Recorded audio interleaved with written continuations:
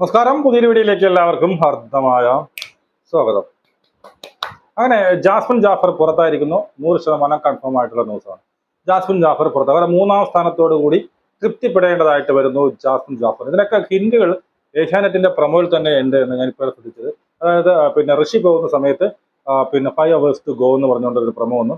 അതുപോലെ അഭിഷേക് പോകുന്ന സമയത്ത് 4 hours to go എന്ന് പറഞ്ഞു. ഇപ്പൊ ജാസ്മിൻ പോകുന്ന സമയത്തും ഏതാണ്ട് ഒരു 10-20 മിനിറ്റ് മുമ്പ് തന്നെ അവരെത്തിയിട്ടുണ്ട്.